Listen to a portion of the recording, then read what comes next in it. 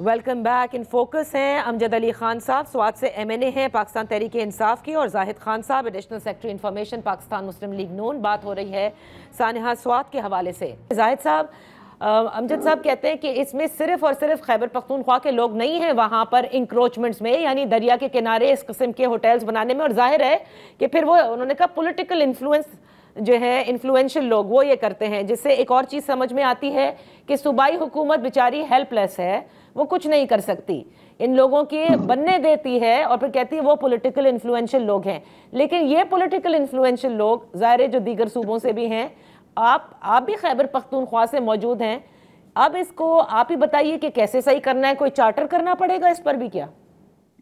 دیکھیے، ایک بات سے میں اتفاق نہیں کرتا ہوں، چاہے کتنا بھی بڑا آدمی نہ ہو، کتنا انفلوئنس ان کے نہ ہو، لیکن 18 امینڈمنٹ کے بعد یہ ساری اختیارات پرائمس کے پاس ہے.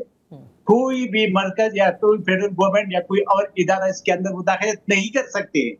مجھے بتایا کہ کس آئین قانون کے تحت مداخلت کرے گا. یہ ایکشن کرے، ایکشن لے.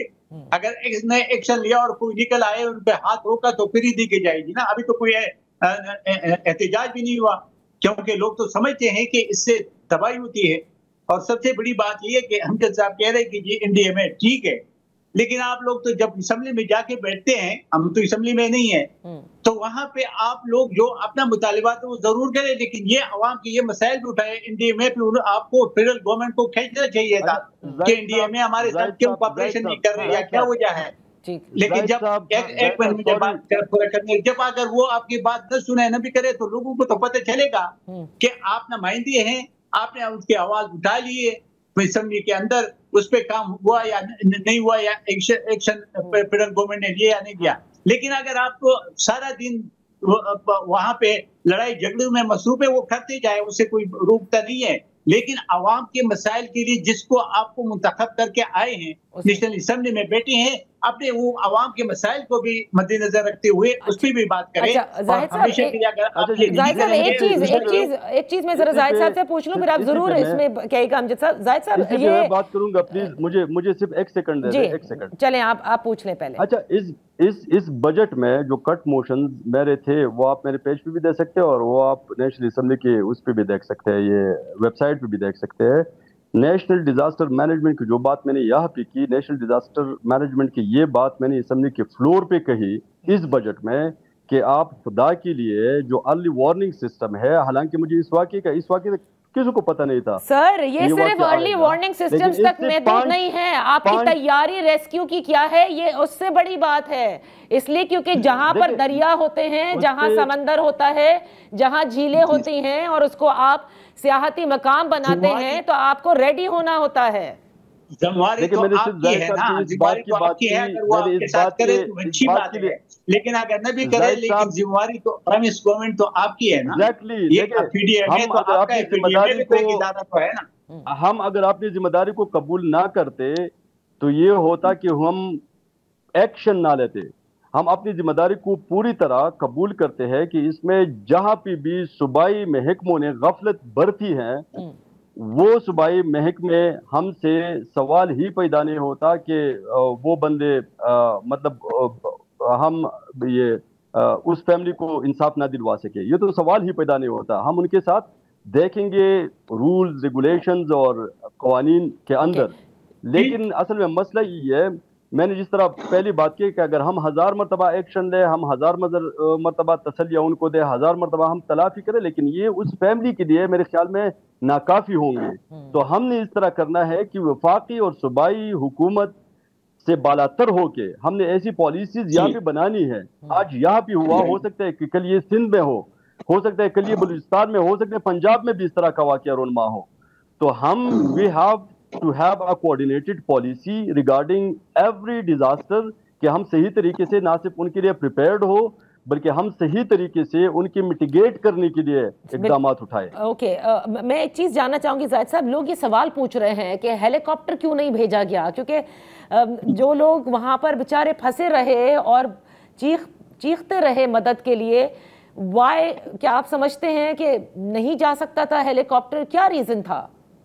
نہیں جی، ایسی کوئی بات نہیں تھی، بالکل جا سکتی تھی. اور ہمارے چیف منسٹر صاحب کے پاس 2 ہیلی کاپٹر ہے، ایک بھی نہیں، 2 ہے. अब हेलीकॉप्टर का 30 या 35 मिनट का रास्ता है पेशावर से मिंगौरा तक। मैं उस पर गया भी हूँ, मैंने देखा भी है, क्योंकि जब वहां पे ऑपरेशन हो रहा था वो सारी चीजें हमने देखी। लेकिन इसके साथ साथ ये तो गफलत किया हुआ इन लोगों ने ना, ये गफलत तो माने, ये इसलिए माने कि अगर ये जब इनको इत्तला मिली तो कम से कम हेलीकॉप्टर तो भेज देते ना, अगर ये दे। लेकिन दूसरा मैंने वो गवर्नर का सुना, तो गवर्नर साहब से भी मैं पूछता हूँ कि गवर्नर साहब आप भी तो आराम से बैठे हुए थे, आप कोर कमांडर साहब को कहते फौज के पास भी हमारे हेलीकॉप्टर होते हैं और वो इसी वक्त मौके पे वो फराहम कर देते हैं। तो अगर उनको भी कह देते हैं ना, तो ये वो भी अपना हेलीकॉप्टर भेज देता। लेकिन ये गफलत है सबकी हुक्मरानों की, और उस गफलत की वजह से ये हमारे जाने ज़ाय हो गए। और जो लोग बेचारे आज तरस रहे अपने बच्चों, और देखे वो सीन देखा नहीं जाता है। मैंने तो पता, मैं तो देख नहीं सकता हूँ कि जब मैं वो देख रहा हूँ, क्योंकि मैं उस इलाके से ताल्लुक रखता हूँ, मैंने ये देखा है ये चीजें। तो वो जिस तरीके से वो बच्चे और खवातीन और वो सारे रोते हैं और एक एक को उठा के नीचे दरिया बहा के लेके जाता है, ये बहुत अफसोसनाक वाकया है। इसका ये बिल्कुल सही है, हम इस पर सियासत नहीं कर रहे, लेकिन इसका तदारुक करना होगा। अगर हम तदारुक नहीं करेंगे तो हमारे इलाकों में सयाहत के लिए कोई नहीं आएगा, और इसकी जिम्मेवारी हम लोगों में। सही, बिल्कुल सही। अमजद अली साहब, ये कमेंट आपसे ज़रूर बनता है जो जायद साहब कह रहे हैं कि 2 हेलीकॉप्टर्स वज़ीर आला खैबर पख्तूनख्वा के पास भी थे, तो किस लिए हेलीकॉप्टर से मदद नहीं भेजी गई? अच्छा देखिए, इसमें बात यही है कि 2 हेलीकॉप्टर्स वज़ीर आला के पास है। एक हेलीकॉप्टर को उन्होंने वो जो एयर एम्बुलेंस है उसके लिए मुख्तस किया है, वो तकरीबन मॉडिफिकेशन उसकी हो गई है। और दूसरा हेलीकॉप्टर जो उनके पास है वो यहाँ से मतलब पेशावर से अगर वो आते तो तकरीबन उसमें 1 घंटा लगता, और यहाँ पे मौसम की खराबी भी एक वजह थी। वो कह रहे 30 मिनट लगते हैं, आप कह रहे हैं 1 घंटा लगता। नहीं 30 से 35 मिनट में लगा दे। हेलीकॉप्टर इसी तरह तो नहीं उड़ता कि हेलीकॉप्टर को तैयार करना पड़ता है, उसके बाद फिर उसकी टेक ऑफ होती है ना, तो उसमें टाइम तो लगता है। यहाँ पे जिस तरह आपको कोहिस्तान का वाकया याद होगा सर, ये हेलीकॉप्टर की तैयारी की आप क्या बात कर रहे हैं? वो चीफ मिनिस्टर का हेलीकॉप्टर है, उससे वो तो हर वक्त तैयार रहता होगा, उसको कोई साफ वाफ थोड़ी करना है। It just has to fly on one order. देखिए वो 10 मिनट के अंदर तैयार हो सकता है। तकरीबन यहाँ पे 1 घंटा लगता है, 1 घंटा लगता है। हमारे भी चीफ मिनिस्टर था जब मैं एमपी में था। ठीक है, लेकिन अमजद अली, ये देखिए ये हमें इसके लिए कोई वो रीजन पैदा नहीं करते। मैं सिर्फ आपकी बात नहीं करता, मैं तो गवर्नर की भी करता हूँ, कोर कमांडर से भी बात कर सकता है, क्योंकि आर्मी के हेलीकॉप्टर मौजूद होते हैं और हर वक्त तैयार होते हैं। चीफ मिनिस्टर का भी हर वक्त तैयार होते हैं। ये एक्सक्यूज अगर हम करेंगे तो ये नाजायज है। बस हमने गलती की, हमें गलती माननी चाहिए, और हमें उस खानदान से और सारे पंजाब से बिल्कुल आपने दोनों आप लोगों मेहमानों का यहाँ पे इतना बड़ा अगर रेला था सैलाब का, तो मौसम कैसा होगा यहाँ पे, मौसम कैसा हुआ होगा यहाँ पे? असल में मसला यही था कि मौसम की खराबी भी एक वजह थी। ठीक है अमजद अली साहब, लेकिन आपने जिस तरह से कहा है कि मिलकर तदारुक करना होगा, मेरे ख्याल से सबसे पहले ये मांग होगा कि ये इज्तिमाई गफलत हुई, कि पहले गफलत ये थी कि सब कुछ बनने दिया गया, फिर दफ़ा 144 के निफाज के बाद लोगों को जाने दिया गया, और सबसे बड़ी गफलत ये कि आपके पास वो रेस्क्यू की सर्विसेज मौजूद नहीं। फिर कोई हादसा हो जाता है, जैसे आज ख्वाजा आसिफ ने कहा, हो जाते हैं हादसात, लेकिन उनके लिए बर वक्त आपको जिसे कहते हैं रिस्पांस टाइम, इस पर बहुत काम करना होगा और रिस्पांस की चीज़ें भी लानी होंगी।